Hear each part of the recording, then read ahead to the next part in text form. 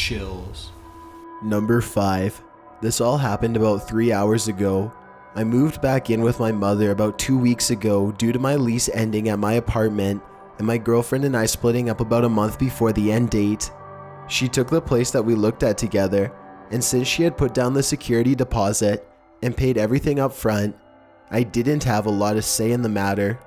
My mother offered to let me stay in her spare bedroom for a month or two while I get back up on my feet and save until I can get my own place. This was a disaster waiting to happen, and my mother and I don't live well together. Without any options on such short notice, I took her up on her offer and moved in. It's a small town house tucked away from the main roads, about 5 minutes away from anything of interest. It heats up like a sauna during the day, and so I didn't spend much time there unless it was an evening or my day off. Thankfully, I work from 8 a.m. to 7 p.m., so I don't bear the brunt of the heat. Mom works from 5 a.m. to 4 p.m. herself, and she's usually going to bed by the time I'm home. And the less interaction we have, the less chance we butt heads. But that all changed tonight. 2 weeks in, and my mother and I have lived surprisingly well with one another, which is far from when I was in high school and growing up. She asked if I would go to the store with her since it was finally cooling off. Most people don't crowd grocery stores at night, and she needed help carrying a few things she needed to buy. Not like my company would have been nice or anything. No big deal. I couldn't argue with her for letting me stay rent-free, so why not? I offered to drive, so she left her keys in the house. My smartass left mine too, and it was a reflex to twist the lock on the knob when you walked out. We both realized once we got to my car that neither of us had keys. Great time for our first fight in a while, right? After we cleared up the way to go on forgetting your keys and I knew I shouldn't have asked for your help bullshit, she tried calling her landlord to see if she would come unlock the house with a spare key. While she did that, I walked around to the front door to see if by some miracle it was unlocked, but no luck. The landlord is out of town, we find out. So we call the landlord's son to see if he has a spare, and he doesn't either. Awesome. Thankfully, my mother has a back deck with furniture, and I had my cigarettes, so we call a locksmith and decide to wait it out. Now to describe things a bit, the townhouse is 2 stories. From the table and chairs on the back porch, you're about 10 to 12 feet away from the back door, and the spare bedroom overlooks the whole back area. After a few more minutes of complaining at each other, we sit in silence and my eyes wander to the window from the spare room. It's about 9:15 and so it's decently light outside. I can see everything fairly well, and I see the blinds start swaying slightly. At first I thought I was crazy and didn't say anything. I thought it out and remembered I had left my fan on, and it rotates to cover the whole bedroom and regularly blows the blinds a bit. My mom and I start talking about work, friends, life in general, and I catch the blinds moving out of the corner of my eye again, but this time, one of them is held up, and I make out the distinct shape of a face. I stand up, walk over to the side of the house, and try to get a better angle. But the blind slid back into place as soon as I moved. It's about 9:30 at this point, and my mother keeps asking me what I'm doing, why I'm pacing in the yard. I'm thoroughly freaked out, and I'm convinced someone was in the house, in my room, watching down at us. Despite my better judgment, I don't tell my mom. Instead, I come back and sit down, act as natural as possible, and wait to see if I'm not slowly going crazy like my dad did before he ran out on us. In consecutive 5-minute intervals, I glanced up at the window to see if there was any more movement. By about 9:40, my mom's getting cranky as hell waiting for the locksmith, and started laying into me about forgetting my keys. I'm so far away from giving a shit.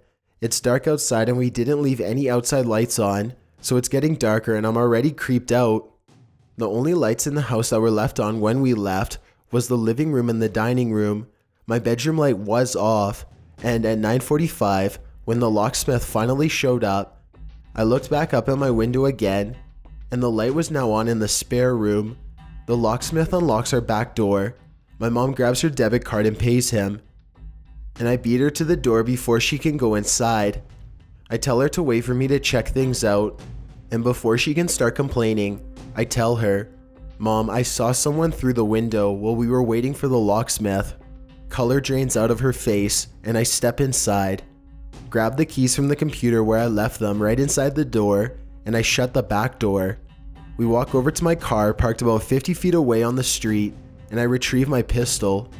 I always conceal carry, and I have one firearm in the house and one in my vehicle at all times. My mom sits down in my car, calls 911, and I go back to the house, armed and ready to deal with whoever was in there. I checked every room, inside every cupboard and drawer, the bathrooms and closets, and finally my room. Nothing. No one is hiding anywhere, and I'm starting to think I'm actually nuts for a second. Until I check my bedroom closet and find my second gun missing. Okay, red flag. I get the hell out of Dodge at that point, come blasting down the stairs, and that's when I realize the front door is unlocked. That was definitely the first thing I checked when we were locked out, and now it's not. Someone was definitely here. Cops have been called and arrive after about 10 minutes. We explain what happened and obviously decide not to stay there tonight, but they checked everything out before we left. No signs of forced entry, and the only thing we could document as missing was my gun. What do I do here? We're not going back to that house. I'm damn sure of that. But Jesus Christ, man, I'm spooked as hell. I'm writing this from my phone and we're at my aunt's house. And now we have half her damn family going nuts over this too. Not how I wanted to spend my Thursday night. Number 4. My parents divorced when I was 8 years old. They had just purchased a house together in the woods in Walker, Louisiana, which is 20 or so miles from Baton Rouge. After seeing his subsequent relationships, I realized that this is something my father does when his marriage is rocky. He sells his house and then buys or builds a new one for the sake of distraction. I've actually seen it work for him.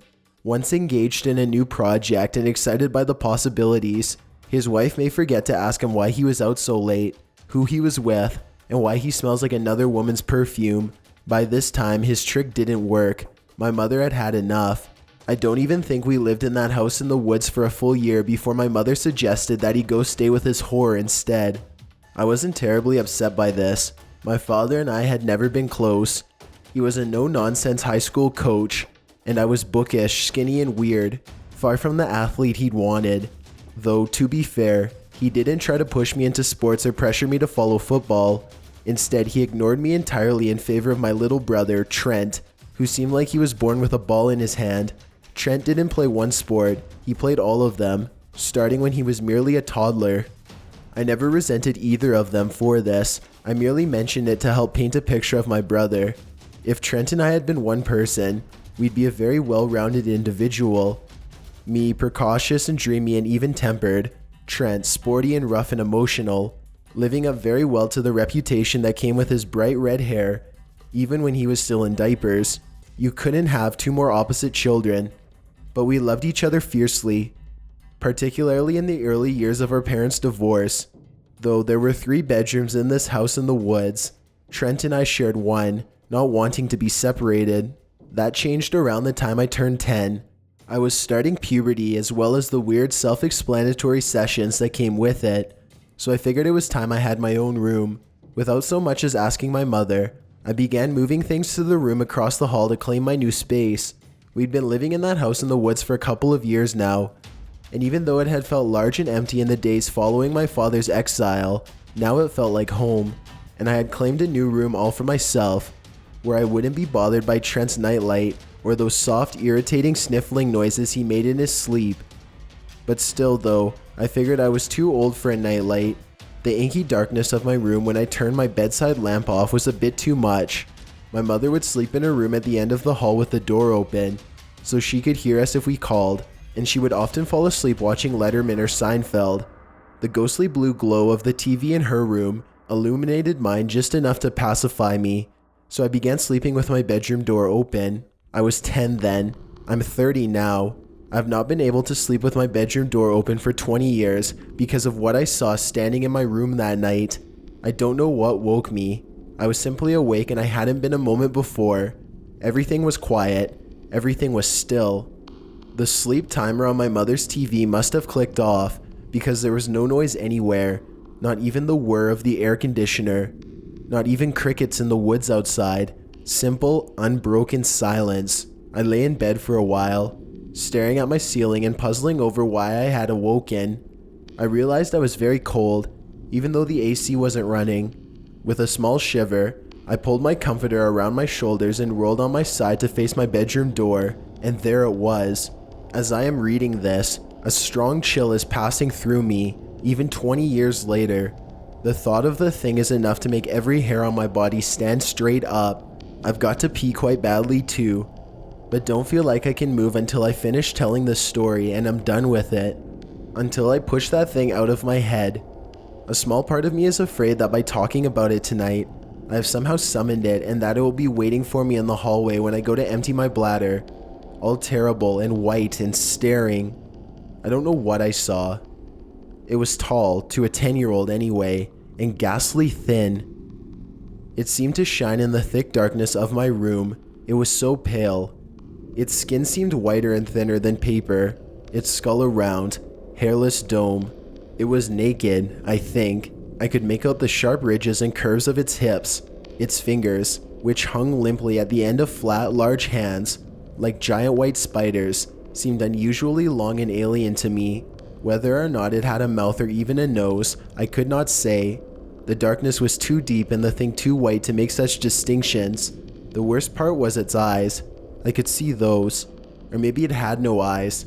Maybe those round black holes in its face were empty sockets. Or maybe its brow was so heavy it hid them entirely in shadow. Whether they were there or not, I knew those eyes were looking at me. I froze. A scream rose up in me, but I stifled it into a nearly inaudible sob. I did not move. Could not move. The thing saw me, I knew, but perhaps it didn't realize that I saw it. Maybe if I just kept pretending to be asleep, it would leave me alone. I dared not close my eyes though. I couldn't let the thing out of my sight for a moment, lest it attempt to creep closer. We stared at each other for what felt like an eternity, but in reality was probably no more than a minute or two. Neither of us moving, neither of us making a sound, both of us just staring. Though, as suddenly as it had appeared, it was gone. It did not acknowledge me, did not attack me, did not make a sound except for the odd popping of its joints and the creaking of the floorboards under its feet as it strode down the hall to the kitchen. It was gone. But still, I could not move. The thing was still out there somewhere, and it was even more terrible out of sight than it was standing in front of me. At least when I could see it, I knew where it was and what it was up to. Now, my mind swam with horrific possibilities of what this thing might be capable of what kind of terrible appetites it must possess. I lay there in the dark for over an hour, fretting over this strange creature and listening to the dark sleeping house for any sign that it was still around, but nothing came. Stealing my nerves, I took in a deep breath and prepared to do the bravest thing I'd done in all my 10 years. I prepared to run to my mother. I slowly slipped out of bed, expecting the moment my feet hit the floor for the thing to snatch them, but it didn't. I stepped carefully and quietly to my bedroom door, expecting that the moment I peeked my head out, it would be there, but it wasn't. I looked left, I looked right, I looked left again, and then, in a burst of speed I didn't know what I was capable of, bolted to my mother's room. My sudden and explosive entry was enough to make her stir. "True," she said blearily while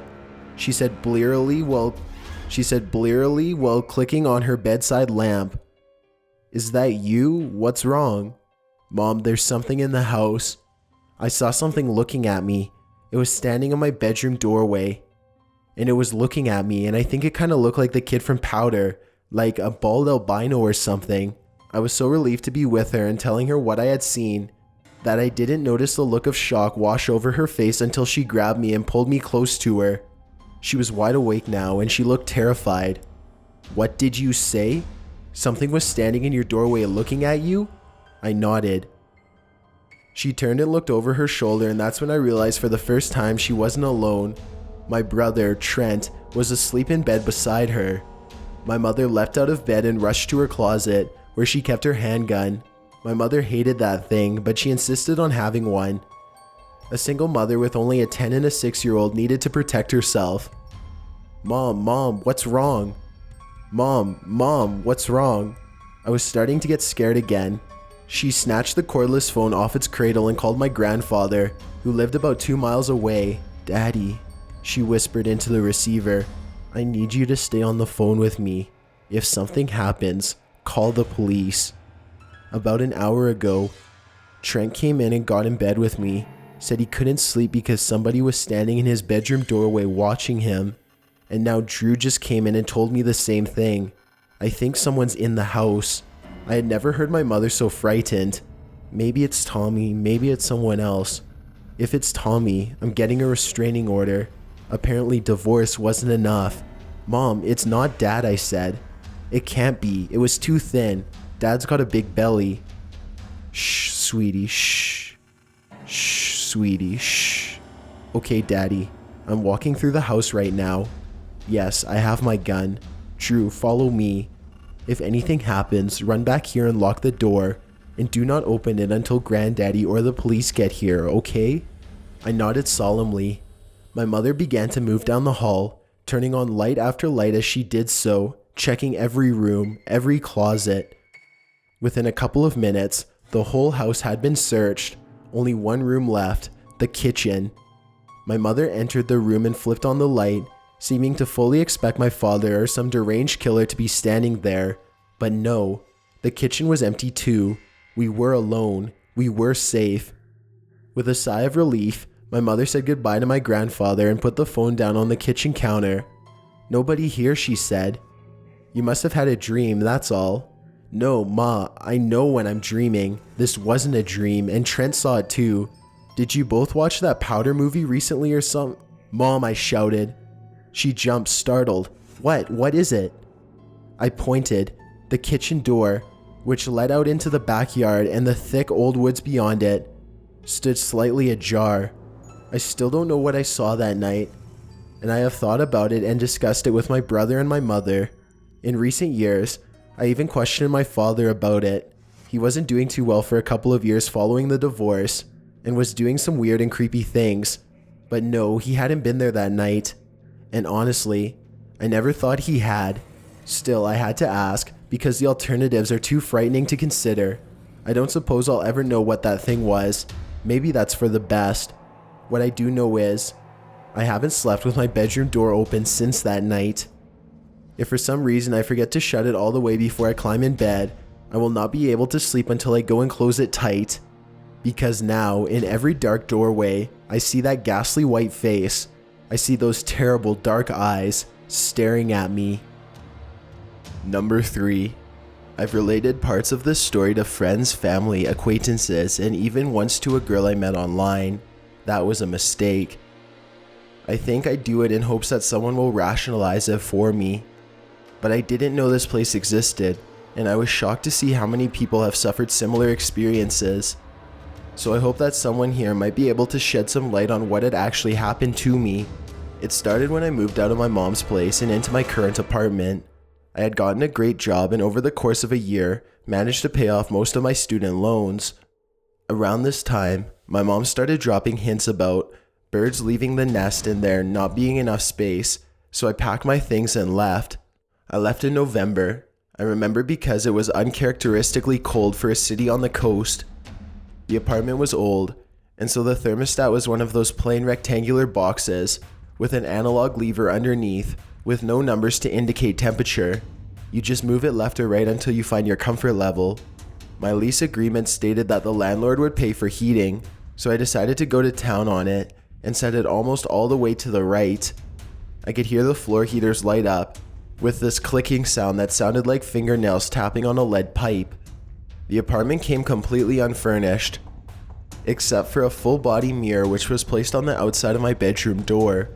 It wasn't a permanent fixture, held up only by a screw near the top, so that when I closed it too quickly, the whole thing would swing off the door and slap it as it shut. I wanted to take it down, except that the door, which was the same cream color as the walls, had been painted around the mirror. This meant that if I removed it, there would be a brown rectangle of unpainted wood in the middle, so I left it up. Being a bit of a scrawny weakling, my extended family helped me set up my bed frame and mattress before leaving me to unpack. By the end of the night, I had some of the furniture set up and emptied some boxes onto a shelf and not much else. I found the apartment to be quite warm, so I turned down the thermostat, closed the bedroom door and went to sleep. When I awoke the next morning, the apartment was startlingly cold. There was frost on the ground outside my window, so I did not think anything was amiss until I got out of bed. I stopped and stared out into the hallway through an open doorway. In hindsight, I can tell you that I closed the door the night before. Even then I knew I had closed it, but I didn't want to believe what I was looking at. I rationalized it and checked to make sure that the latch was firm and that the door could not slowly slide open in the night. I made up my mind that I must not have closed it all the way, so that the latch may not have clicked into the bevel in the door frame and it must have popped open. I brushed it off and went to the thermostat and turned it back up to where it was the night before, and I heard that familiar clicking of the heaters coming on. As it was a Saturday and therefore no work, I spent most of the day opening boxes and squaring away all the furniture. By night I had most of the apartment set up. I took pictures and sent them out to my friends and family, making very sure not to include the gaudy mirror on the door in any of them. When I went to sleep that night, I closed the door tightly. I heard the click of the handle, and I made sure it would not open. The apartment was a little too warm, as it had been the night before, but after the chilling morning I just had, I decided to leave it turned up to where it was. I fell asleep that night facing the door. I won't embellish this next part. When I awoke, my bedroom was ice cold, and the mirror was now on the inside of my door. I can still recall my fear-stricken face reflected in that mirror vividly. I didn't even change in there. I grabbed my clothes from the box, I had not put them away yet, and changed in the living room. I didn't even move the mirror back, I just left it on the door inside the room. The whole day I avoided the bedroom, but it was hard not to notice the big unpainted brown spot on the bedroom door where the mirror used to be. I very seriously thought about calling my mom and making up some excuse to spend the night over there, but I fought down the urge. I didn't want to make it seem like I wanted to move home after only 2 nights out on my own. I even tried to get my girlfriend at the time to come spend the night with me, making very sure not to mention any of this to her. She respectively declined with an excuse I can't remember now. I left the apartment frequently that day for different things, usually shopping for little things I forgot to bring like soap and paper towels, but I couldn't stay away because I didn't have a vehicle, and I didn't want to carry shopping bags everywhere I went, so I had to drop them off. Even from outside I could see the bedroom window, and it would give me shivers. I kept worrying that every time I walked by the window, I would see a face or a monster leering out from behind the drawn curtain. I was dreading night, and by the time it was dark, I had run out of reasons to leave the apartment. I spent my time in the living room, as far away from the bedroom as I could get without leaving altogether. I unpacked my things half-heartedly, wondering if I should be doing the opposite. I decided to sleep on the couch in the living room, not far from where I was sitting, but I still had to pass by the door to get to the bathroom to brush my teeth. The thermostat also was right outside the door to my bedroom, so I resolved to get both things done at once. I don't think I have ever brushed so hard and so fast in my life. I could have easily just grabbed my brush and washed in the kitchen sink, but I still didn't want to admit to myself how scared I was. I pushed the lever to the thermostat all the way to the right and returned to the living room, forcing myself to take slow, even steps, and took courage from the lack of incident. As I was preparing to turn out the light and go to sleep, I began to wonder if I wasn't just going crazy. I wanted to believe in what I had thought the day before, that there was a rational explanation for it. I wanted to think that maybe I had moved the mirror myself while sleepwalking. Moreover, I had just spent much of the 3 days unpacking. I wasn't thinking that I would have to move. I knew that I would have to face this at some point, so I got up and turned on every single light in the house. I steeled myself at the bedroom door. I remember looking at the hole where the screw had been, which had held the mirror when I first moved in. I opened the door and immediately hit the light switch inside. The room lit up, cheerfully, everything right where I had left it, even the mirror. I chose not to go into the room, fearing that the door would somehow slam shut behind me, so I closed the door, leaving the light on inside. As I turned to walk back to the couch, I heard the latch click open. My immediate reaction was one of pure dread, but even in that moment I figured that I had not pushed the door entirely closed. I turned around and the door was open. The light was off. I still remember how my body seized. I was completely unable to move, but I could still feel every hair on my body standing on end.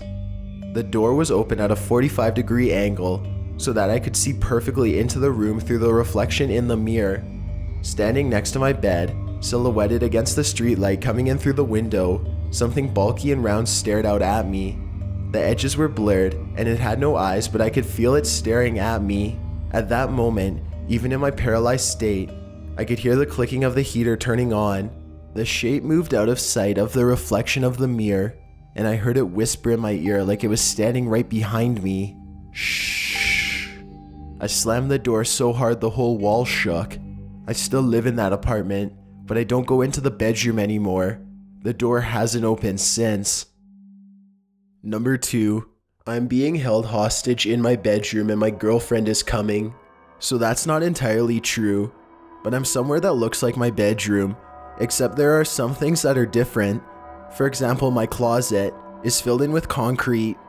My windows have lights behind them to make the effect of day and night, and the door is always locked until this person lets me out. For some reason, he has left me a fully charged laptop with super fast internet. I tried downloading a death dialer to call the cops, but the website was blocked.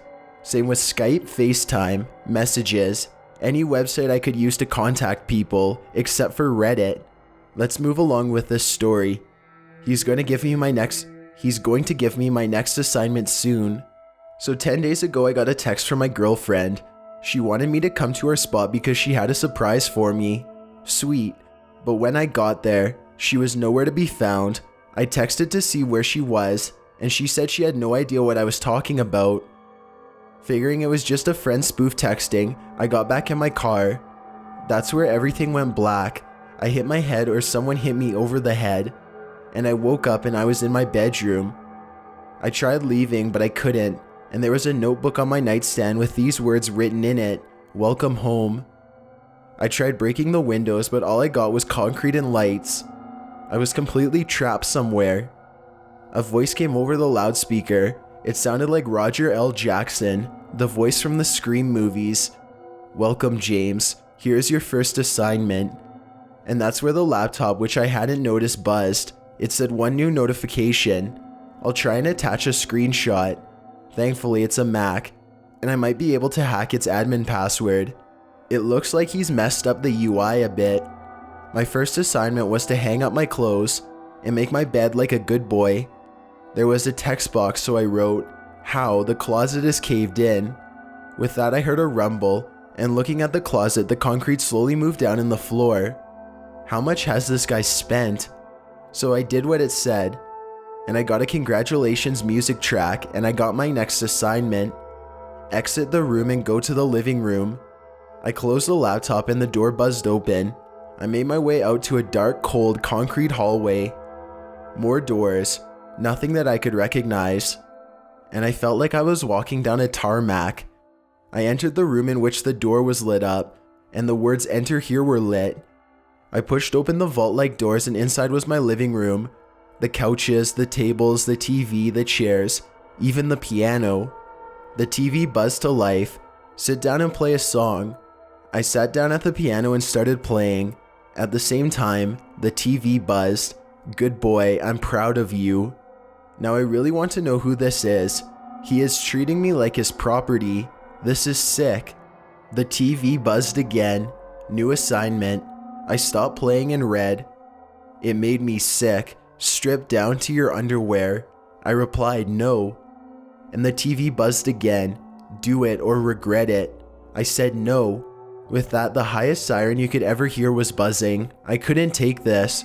I ran back to my room. There was a box of items on the bed. Stuff he or she had taken from my house after I was abducted.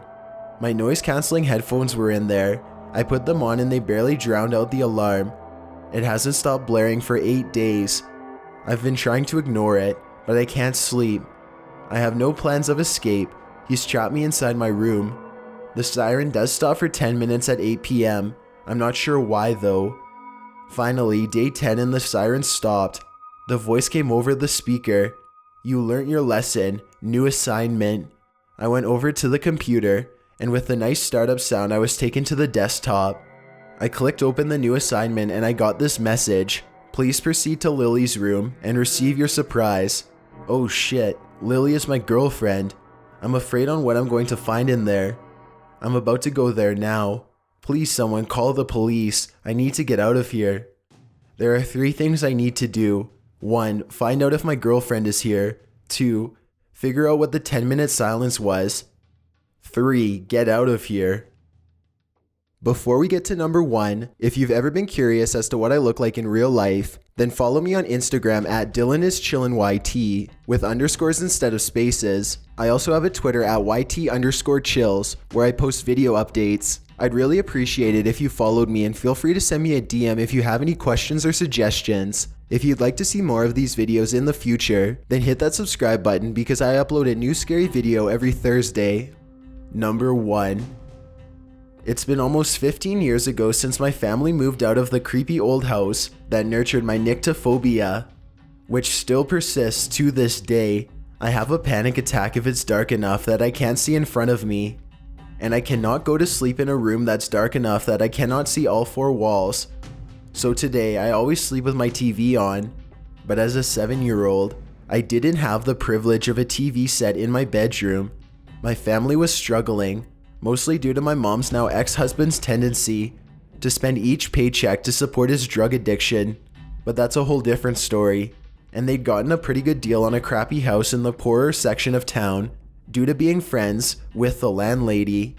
My bedroom was at the end of the hall, with a single window facing the backyard, and a tiny closet across from it that seemed to creak open on its own overnight as the house settled. There was no central air, so I had to rely on a window unit to keep cool during the night.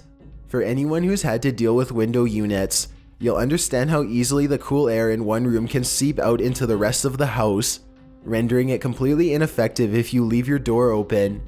But my parents were dicks and refused to buy a nightlight. You're nearly 8 years old, you don't need to use a nightlight anymore. So I would either have to shut my bedroom door so my room would stay cool enough that I could sleep, or I had to keep my door cracked open so the light from the hallway would ease my mind enough that I could sleep. In any other house, I may have been able to shut my door, hide my head beneath my blanket, and learn to sleep in the dark, but I wasn't in any other house. I was in 812 Havemeyer in Park South, a house so crap that no one had been willing to live there for 20 years, in a neighborhood so crap it got demolished just a few years after we left. We lived there for less than a year, but it was the most memorable year of my entire childhood because of how terrified I was each night to go to sleep. I remembered the first night sleeping in that room, door closed, blankets pulled up as the AC blasted, when the creaking of my ceiling fan suddenly got louder. Just as I was about to fall asleep, I opened my eyes and there, hanging in the middle of the room, was a little girl in a plain woolen nightgown, long dark hair obscuring her face. I screamed and flung the sheets over my head. My stepdad banged my door open a minute later and flipped the light on. "What's wrong?" he asked as he came up beside my bed and pulled the sheets off my head. My eyes went to the middle of the room immediately and I pointed. There was a girl hanging from the ceiling fan. Stepdad turned and looked. "There's nothing there. You had a nightmare. Go back to sleep." And just like that, he walked out, flipped off the switch, and shut the door. When my night vision came back in, the girl was there once more, swinging back and forth, as if she'd been there all along, hidden only by the light. I pulled the blankets back over my head and laid there shivering all night, too afraid to call out for my parents again, because I knew my stepdad would get angry and yell at me. The next night I slept with the door open, so that the light from my parents' room would light up the hallway and seep into my room, and the hanging girl wouldn't appear. It worked long enough for me to fall asleep, but when I woke up an hour before daybreak needing to pee, all the lights in the house were off, and the girl was there once more, swinging slowly back and forth. I held it in, lying in bed squirming and waiting for the sun to rise, and when she finally faded as the light seeped into my room, I bolted to the bathroom and pissed like a fire hose. That became routine the next couple weeks, until one morning, I woke having to pee earlier than usual, and I couldn't quite hold it in long enough. I knew I was about to piss myself, and I'd have to make a run for it. so I steeled myself, edged out of the bed, then bolted across the room when suddenly, the girl reached out and lunged for me, hair flinging back of her head, white glazed eyes staring at me with grim intensity. With greater dexterity than I thought myself capable, I spun on the spot and lunged back into my bed, slinging my blankets up over my head and hiding until sunlight. Needless to say, I caught hell for wetting the bed. After that, I absolutely refused to sleep in that bed. My stepdad yelled and screamed and threatened to beat my ass, but I absolutely refused to go back into that room after dark and spent the rest of our stay at the house sleeping on the living room couch. After we moved, I was able to convince myself that it had all been a recurring dream or a delusion or something, and despite my lingering fear of the dark, I'd essentially forgotten about the house entirely until the day before yesterday. I had taken my mother grocery shopping when we bumped into our old landlady, and my mother had to stop and chat, naturally assuming I didn't remember her. My mom mentioned the house we lived in when I was 7 and wouldn't sleep in my bed, and I mentioned why. As soon as I mentioned the hanging girl, the former landlady's face became grave. There actually was a young girl found hanging in that house in the 80s, she said. She wouldn't elaborate, and my mom moved the conversation to lighter topics, but when I got home and was able to hop online, I looked up old news regarding the house/neighborhood and found the article. It was a young girl named Deborah Gibbs. As the story goes, she had been complaining of a monster in her closet, watching her as she tried to sleep every night, and she would scream and scream every time she saw it, until her parents would come in and bring her into their room. Allegedly, the dad got sick of it, and to teach her to face her fears, left her in the room one night when she screamed out. They found her hanging the next morning. The father was charged with her murder, but I couldn't help but wonder.